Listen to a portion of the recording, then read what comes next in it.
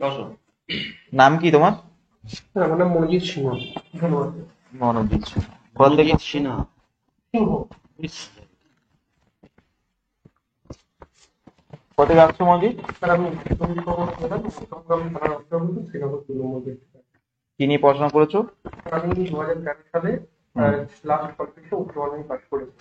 2013 সাল, তারপর পড়নি কেন? স্যার তারপরে আমার বাবা অসুস্থ হয়ে পড়ে। তারপরে আমি বাবার ট্রিটমেন্ট করার জন্য, বাবার যেহেতু মা নেই, বাবাই একমাত্র উপার্জন ছিল, হুম। তখন আমি এটা কাজে ঢুকি। তারপরে বাবা 2018 সালে মারা যায়। তারপরে তো লকডাউন হয়ে যায়। তারপরে আমি নিজেকে প্রস্তুতি করি। আর বর্তমানে আমি এখন একটা বাড়িতে কেয়ারটেকারের কাজ করি, সামনে পড়াশোনা চালিয়ে যাচ্ছি। আচ্ছা। আচ্ছা, তোমার কোথাও গিয়ে কি মনে হয় যে এই যে তুমি নাম্বারটা পেয়েছো 46 আর 48, তোমার থেকে অনেক স্টুডেন্ট আছে যারা তোমার থেকে অনেক বেশি পেয়েছে, 70, 80, 90% স্টুডেন্টও আছে, তারা তোমার থেকে বেশি যোগ্য এই সার্ভিসের জন্য? স্যার আমি মনে করি স্যার নাম্বারটা অতটা আমি যোগ্য নয়, যে এক্সপিরিয়েন্সের থেকে বড়টা জরুরি হুম। মানুষের মধ্যে। কারণ কঠোর পরিশ্রম, ধৈর্যশীল হওয়াটা সব থেকে জরুরি আমি মনে করি। আচ্ছা, তুমি সকালবেলা আসলে কিসে? স্যার আমি ট্রেনে করে এসেছি। ট্রেনে করে এসছো? আচ্ছা, প্রথম ট্রেন ভারতবর্ষে কোন ডেটে চলে? 1854 সালে মুম্বাই থেকে থানে পর্যন্ত। আচ্ছা। 1854 সাল, ঠিকঠাক বলছো? হ্যাঁ স্যার, আমার বাড়ি। তোমার বাড়ি তো মধ্যম গ্রাম। হ্যাঁ। মধ্যম। হুম। আচ্ছা, পঞ্চম বলে কোন বিখ্যাত ব্যক্তিত্ব পরিচিত? পঞ্চম। স্যার এটা আমার জানা নেই স্যার। পঞ্চম দা। না স্যার, আমার জানা নেই। আমার ঠিক জেনে নেই। নর্থ চব্বিশ পরগনার একজন বিখ্যাত ব্যক্তির নাম বলো, ঐতিহাসিক ব্যক্তি। টিটুমি আছে। আর তারপরে আছে কোন ঔপন্যাসিক? এখানে একটা কাহিনী আছে, অপু আর দুর্গাকে নিয়ে একটা স্টোরি আছে, এটা আমার পড়িনি আমি স্যার। শুধু এই জন্যই বিখ্যাত? পুরো ডিটেলসটা আমার জানা এটা নেই। নিয়ে কি কোনোদিন কেউ সিনেমা করেছিল? হ্যাঁ স্যার, সিনেমা করেছিল সত্যজিৎ রায়। এবং কি অ্যাওয়ার্ড পেয়েছে? স্যার অস্কার পুরস্কার। বিভূতিভূষণ বন্দ্যোপাধ্যায়ের নাম হিসাবে একটা ন্যাশনাল পার্ক আছে নর্থ চব্বিশ পরগনায়, সেটা কবে তকমা পায়? ডেটটা আমার মনে নেই স্যার। আচ্ছা, ওখানে কয়েকটা ওয়াইল্ড অ্যানিমেলের নাম বলো তো। স্যার হরিণ আছে, বিভিন্ন রকম পাখি আছে, খরগোশ আছে, আর অন্যান্য পাখিরা আছে।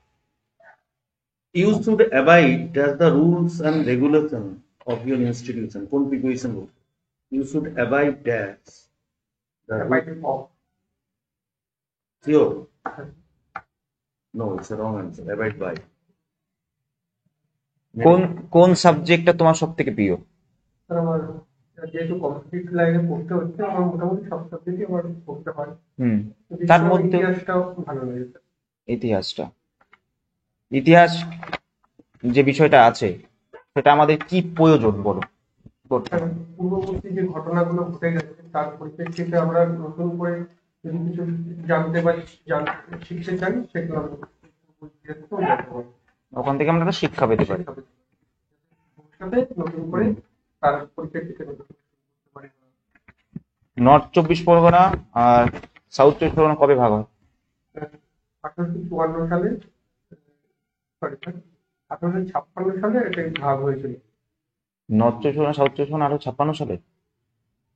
সরি স্যার, ভুল হয়ে গেছে, আমার 1956 সালে। ভেবে বলো। হ্যাঁ স্যার, 1956 সালে। তোমাদের এই এক্সামে তোমার রোল নাম্বার কি আছে? রোল নাম্বারটা আমার খুব মনে নেই। তার 3টা ডিজিট। উম, তোমার নাম কি? স্যার মনোজিৎ সিংহ। মনোজিৎ কথার অর্থ কি? মন জয় করে। কতগুলো ভালো আছে এই মনোজিতের মধ্যে? দুটো ভাইরাল আছে।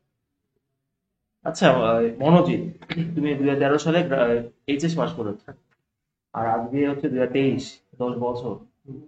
তো কখনো মানে ইচ্ছা হয়নি যে আর পড়াশোনা করবো না? না স্যার, আমার আমি দেখছি 13 থেকে যেটা বললে এখন চালিয়ে যাচ্ছে পড়াশোনা টুকটাক করে।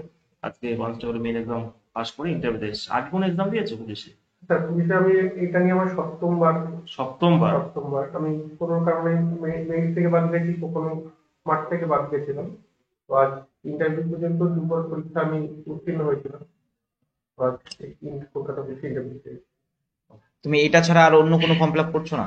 হ্যাঁ স্যার, বর্তমানে রাষ্ট্রীয় পুলিশের তো বর্তমানে পুলিশেরই পরীক্ষার ফর্মটা বেরোচ্ছে, তো আমি এটাই দিচ্ছি। আর আমার লক্ষ্য তো পুলিশ হওয়াটাই আমার কাছে। তাহলে ফোরের এসে ফর্ম ফিল আপ কেন করেছো? স্যার ওখানে তো ফর্মটা ফিল আপ করিনি আমি। ক্লাসিক হ্যাঁ স্যার, পুরোটাও করিনি। এখনো পর্যন্ত পুলিশ ছাড়া অন্য কিছু ফর্ম ফিল আপ না। করোনি, শিওর? হুম। পার্টিসিপেন্ট সম্বন্ধে আইডিয়া আছে গ্রামারে? What is participant? স্যার এখানে পার্টিসিপেন্টের 7টা 8টা ভাগ আছে, এটা একটা ভাগ পার্টিসিপেন্ট কিরকম? সরি স্যার, ওটা তো parts of speech. Sorry sir, আমার ভুল হয়ে গেছে। ডু ডিড ডান, ডানটা কি? ডু ডিড ডান, ভি1 ভি2 না ভি3? এটা কি বলে পাস্ট পার্টিসিপেন্ট? আচ্ছা, তুমি বললে তোমার প্রত্যেকটা সাবজেক্টে একটু জ্ঞান আছে, আমাকে বলো তো নিউক্লিয়ার ফিশন আর নিউক্লিয়ার ফিউশনের মধ্যে পার্থক্য কি আছে, বা কাকে বলবো তো? স্যার ফিউশন হচ্ছে নিউক্লিয় সংযোজন, আর ফিউশন হচ্ছে বিভাজন। সেটা তো মানে বাংলা মানেটা বললে তুমি। আচ্ছা, আমরা নিউক্লিয় বিভাজন কাকে বলবো? যেটা কৃত্রিম ভাবে তৈরি হচ্ছে ওটা নিউক্লিয় বিভাজন, আর যেটা প্রাকৃতিক ভাবে তৈরি হচ্ছে যেটা আমরা, সেটা হচ্ছে নিউক্লিয় সংযোজন। সূর্যের মধ্যে নিউক্লিয়ার ফিশন হয় নাকি ফিউশন হয়? ফিউশন। ফিউশন হয়। হাইড্রোজেন বোমার মধ্যে কি হয়? ফিউশন হয়। ফিউশন হয়। এখন পর্যন্ত ভারতের সংবিধানে কতগুলো অ্যামেন্ডমেন্ট হয়েছে?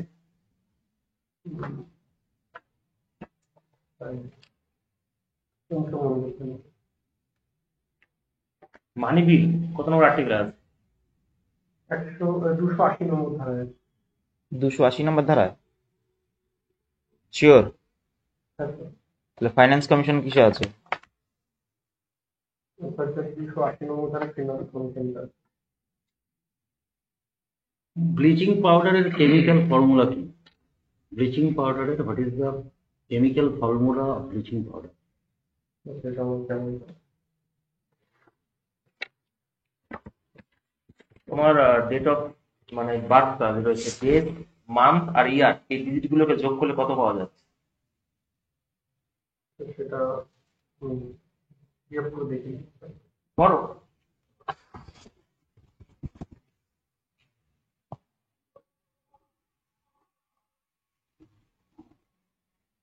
স্যার এই মুহূর্তে হচ্ছে না, তুমি কি সৎ? প্রমাণ করো তো বসে বসে। স্যার এরকম ভাবে তো প্রমাণ করতে পারবো না, যদি কেন? সুযোগ হয় সেটা আমি অবশ্যই প্রমাণ করতে পারবো। তুমি যে সৎ, তুমি এখানে বসে প্রমাণ করতে পারবে না? একটা এক্সাম্পল দাও যে আমি সৎ।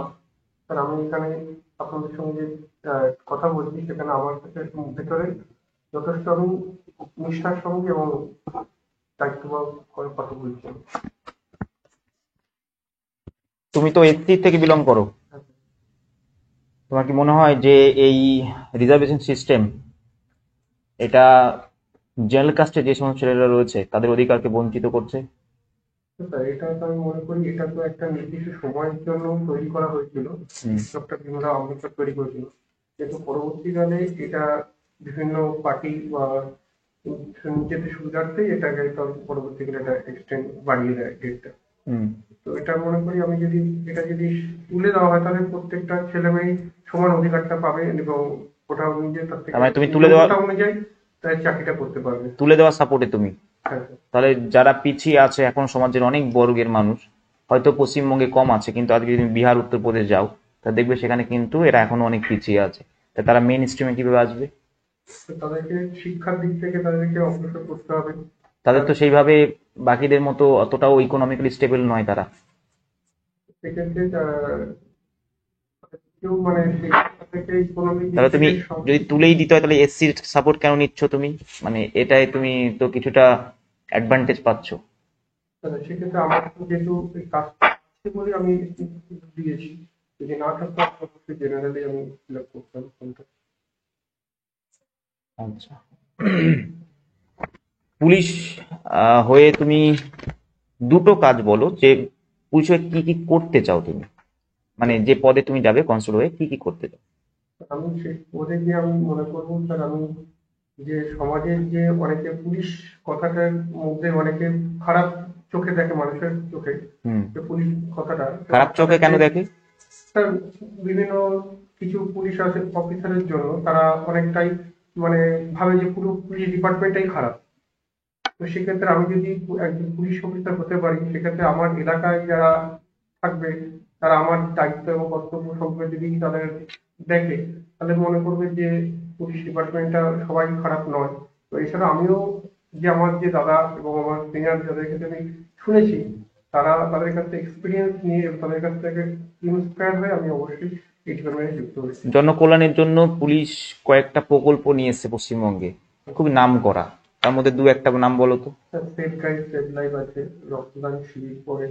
এছাড়াও বিভিন্ন সময় তারা বিভিন্ন খেলোয়াড় বা খেলার জন্য পরিচিতি সেভ করে। লাইফ সেভ লাইফ কি মানে সফল হয়েছে আর কবে লঞ্চ হয়েছে? এটা 2014 সালে লঞ্চ হয়েছিল।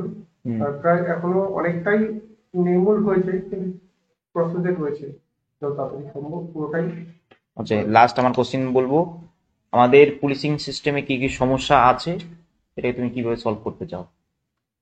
পুলিশ ডিপার্টমেন্টে স্যার আমি যতদূর জানি, এই ম্যান পাওয়ারটা অনেকটাই কম রয়েছে হুম। বর্তমানে সমাজে।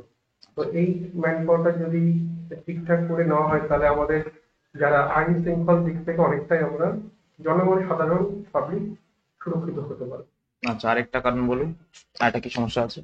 আর এছাড়াও স্যার আমি স্যার, এটাই আমার কাছে মেইন কারণ মনে হচ্ছে বর্তমানে। আর কোনো সমস্যা নেই?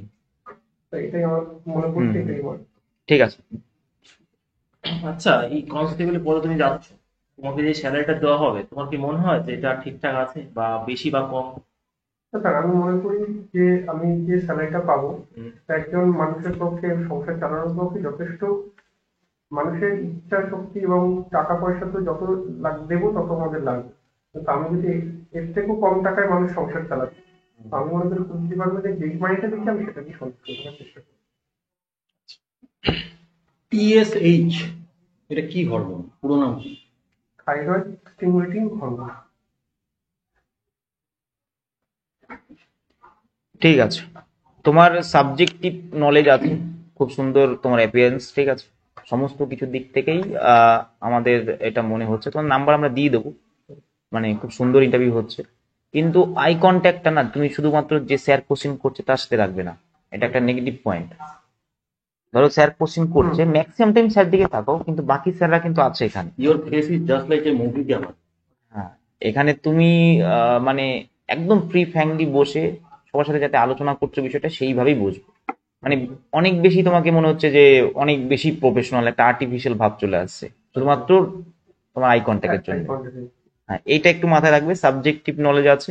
আর এই যে যেগুলো বললাম, ঠিক আছে, যে নাম্বার কম, এগুলো খুব সুন্দর অ্যান্সার দিয়েছো। এর আগের জনকে বললাম, ও সেভাবে গুছিয়ে বলতে পারলো না, সুন্দর। দেখুন আমার এই মুহূর্তে তখন আমার সিচুয়েশনের জন্য আমি এটা পেয়েছি, বা আমি হয়তো কোনো জায়গায় আমার পড়াশোনা একটু খামতি থেকে গেছিল, কারণ আমি সেই পরিবেশে বড় হয়েছি, আমার সেইভাবে গাইড করা হয়নি। তো আমি তো এখন চেষ্টা করছি, যার জন্য আমি আজকে এখানে এসে আপনাদের সামনে আসার মানে সৌভাগ্য হয়েছে। এইভাবে সুন্দর করে গুছিয়ে বলবো, কোনো চিন্তা ভাবনা নেই। তবে ওভারঅল ভালো। ঠিকই আছে। না না, একদম মানে যতজন আসলো তার মধ্যে তার তুমি মধ্যে কোনো আপনাদের খুবই, সামনে মানে টিভিতে হ্যাঁ, ইউটিউবে গেছি ফার্স্ট টাইম আচ্ছা, দেখে। বসার স্টাইল থেকে শুরু করে ভালোই আছে। খুব সুন্দর না, হয়েছে। ঠিক আছে। ঠিক আছে, এটা তোমাদের নাম্বার কুইক করে আমরা তোমাকে কাটিয়ে দেবো, অসুবিধা নেই। ঠিক আছে, হ্যাঁ, আসো, যদি কোনো অসুবিধা হয় বলবে, আর অবশ্যই চাকরি পেয়ে কিন্তু, ঠিক আছে, অবশ্যই স্যার, জানাবে অবশ্যই। অবশ্যই। কারণ আপনাদের ইউটিউব দেখে মনোজন স্যার ক্লাস দেখেই আমি অনেকটাই, তারপরে তো আপনাদের তো আছে হ্যাঁ, এরপরে খুশির খবর, এই এতবার দিয়েছো, ঠিক আছে, হ্যাঁ। এবার খুশির খবর আনতেই হবে সেইভাবে। আগেরবার 0.5 এর জন্য তোমার বাড়িতে এটা ভালো, আপনার থেকে। মানে সেই 2013 না, থেকে। খুব ভালো হয়েছে, আর প্র্যাকটিস করো, ঠিক আছে, বাড়ি থেকে মানে ছাড়া ভালো হয়েছে ইন্টারভিউ তা না, বাড়িতে গিয়ে প্র্যাকটিস করো, আয়নার সামনে বসে বসে বারবার করো। আমাদের এই 3 দিন পুরো চলবে, নাহলে আমরা আবার ব্যবস্থা হ্যাঁ, করতাম। সেটাই বলছিলাম আপনাকে, মানে হ্যাঁ, আপনার নাম্বার এসএমএস করেছিলাম আমি যে স্যার একটা করলে একটু, দু তিনটে করলে একটু সুবিধা সুবিধা হতো। হতো, এটাই।